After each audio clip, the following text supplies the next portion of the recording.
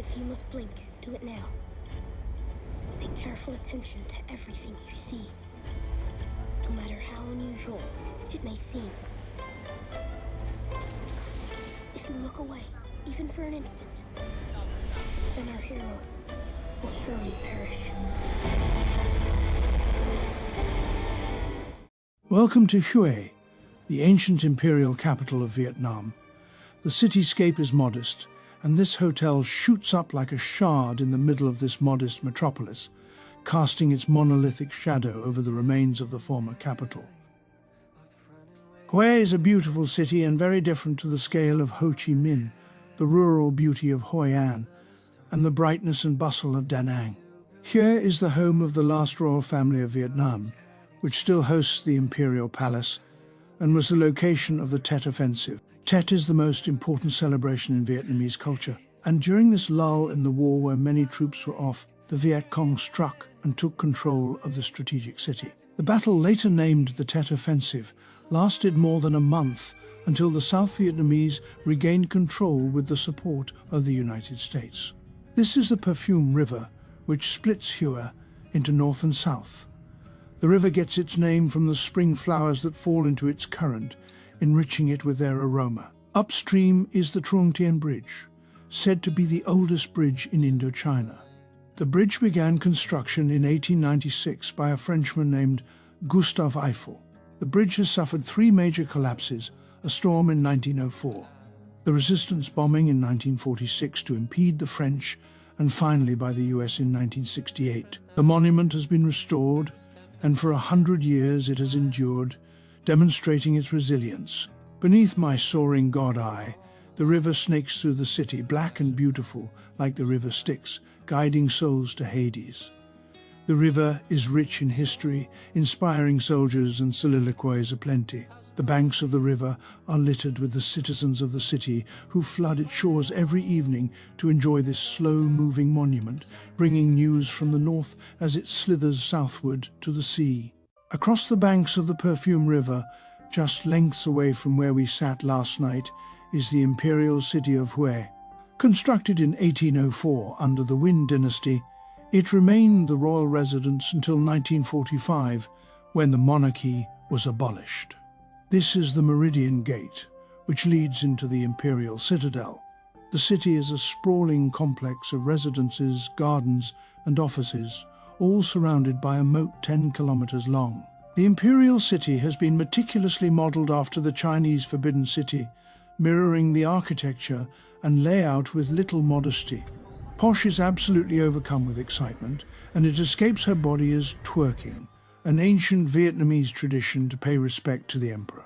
This is a Nai, a spirit animal crossed between a lion and a dog. He's been in Vietnam for centuries but has never had a dong like this one. It has him grinning from ear to ear.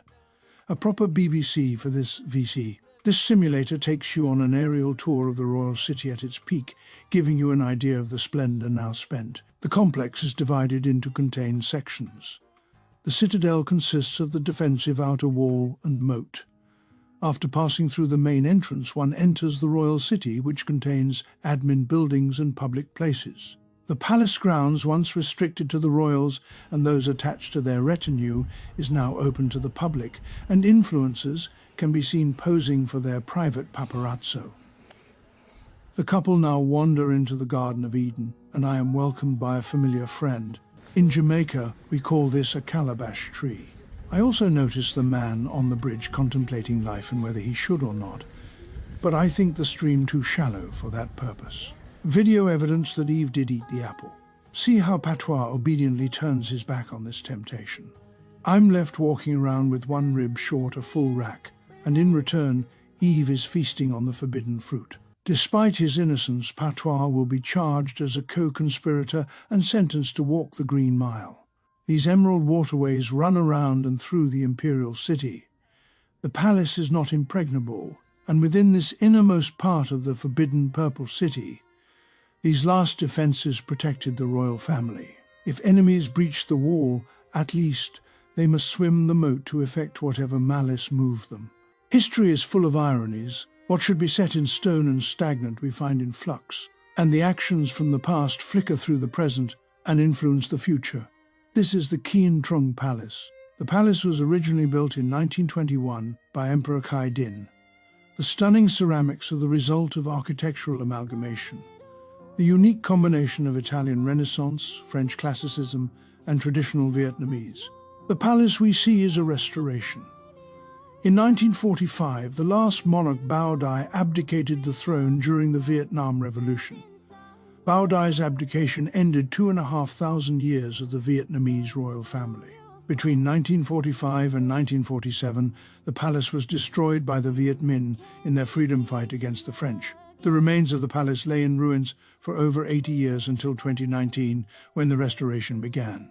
Upon the hallowed grounds of this sacred monument, visitors from France walk the halls, examining the artifacts, proof that in time, and with time, fights as fierce as that one can be forgiven, if not forgotten.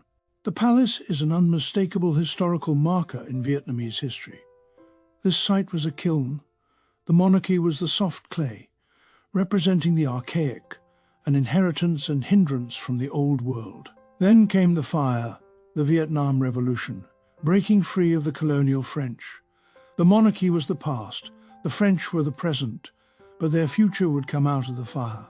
The French were eventually defeated at the Battle of Dien Bien Phu, and despite sounding like a menu item, that decisive battle signified independence. No part of Vietnam was a colony, and nowhere within these borders would the French flag fly. Out of the kiln emerged this new nation. There was no room in this new regime for the old, or for ceremonial significance, and it decisively dispatched both crown and colonialists. Bao Dai was the last emperor to reside here, and his son Bao Long, the last to be born here. The royal family resettled in Vietnam before eventually moving to China, then France. The crown had come full circle.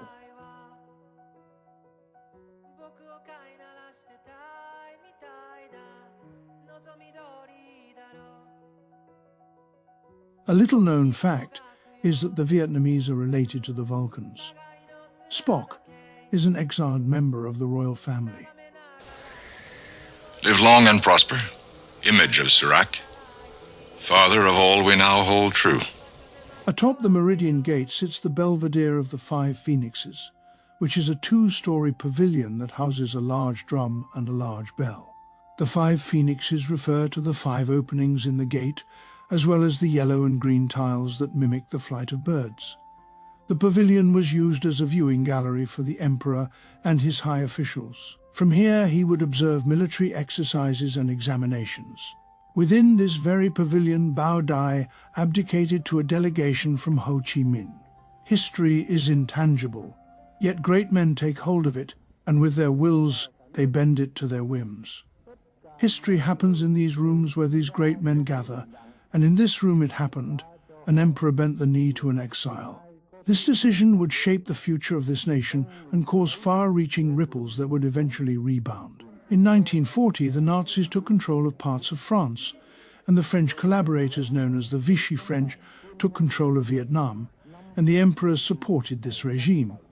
The Vichy French was soon deposed by the Japanese. With the defeat of the Axis powers, Vietnam was free from foreign rule for the first time in nearly 100 years. And Uncle Ho declared Vietnam's independence. The Allied French sought to regain their control of Vietnam until they were finally defeated in 1954. The decision between Bao Dai and Ho Chi Minh was the culmination of a series of significant events that led to this moment, a microcosm of World War II and the slow death of colonialism in the modern era. With his proclamation in Hanoi, Uncle Ho heralded a bright future for his people. This is the abandoned water park at Tui Tien Lake. The park was opened in 2004 but was mysteriously shut down when some strange lady with white hair started asking visitors to bend the knee. The dragon is a huge hollow structure. To get to the top, one must climb the staircase, up its anus and out its throat into the mouth. A dastardly affair I wanted no part of. After completing the crouching tiger hidden dragon colonoscopy, Daenerys signals that Drogon has a healthy prostate by giving me the thumbs up. The mother of dragons is a consummate professional. I ran into this young Vietnamese lad who was very curious. I reckon not many Vietnamese people can boast they have met Idris Elba in the flesh. What sent him spiraling was telling him Jamaica had better weed and coffee than Vietnam. We depart way, and so far the former capital has proved my favorite. I have never seen in person anything like the Imperial City. It has been an honor exploring the ancient Imperial City, but now we look forward to supper, nestled at great heights in the Fancy Pan Mountains. The terrain is spiritual and mystical, like Shangri-La hidden in the mist. The remoteness of Sapa at the top of Indochina is perfect for the Buddhist shrines. The isolation is an opportunity for enlightenment. The weather is ever-changing and unpredictable, and the mountain views will move you in unimaginable ways. Join us on the next episode as we achieve nirvana.